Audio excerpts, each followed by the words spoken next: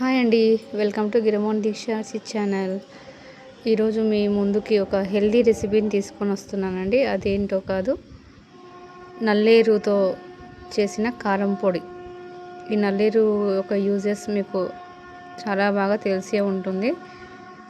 ఇది bones inflammation తగ్గించడానికి, తర్వాత మోనోపాజ్ స్టేజ్లో ఉన్న ఆడవాళ్ళకి కాల్షియం లెవెల్స్ పెంచడానికి ఇది చాలా యూజ్ అవుతుంది. ముందుగా ఏం చేయాలి అంటే, మనము ఇలా నల్లేరును తీసుకొని ఇక్కడ వరకు మనము ఇలా తుంచుకోవాలండి, కట్ చేసుకోవాలి.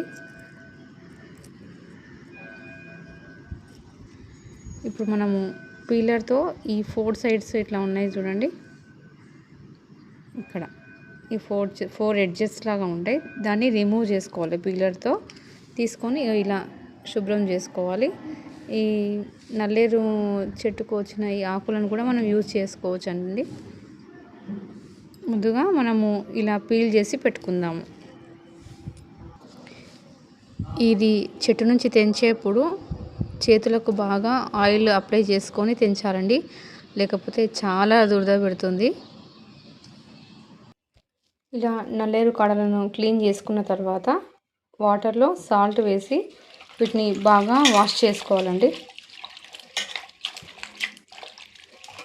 వాష్ చేసుకొని దీన్ని కొంచెం తడి బట్ట పైన ఆరబెట్టాలి, వాటర్ లేకుండా చేసుకోవాలి.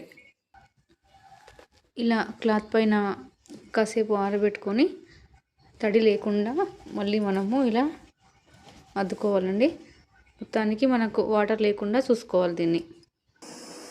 నేను 1/2 kg నల్లేరుకు చేస్తున్నానండి. కావాల్సినవి ఏంటి అంటే, నువ్వులు, శనగపప్పు, మినప్పప్పు, ధనియాలు, పల్లీలు, ఎండుమిర్చి మీకు కారంకి తగ్గట్టుగా తీసుకోండి. నేనైతే ఇక్కడ 1/2 kgకి మేము కారం ఎక్కువ తీసుకుంటాం కాబట్టి ఒక 30 వరకు తీసుకున్నాను.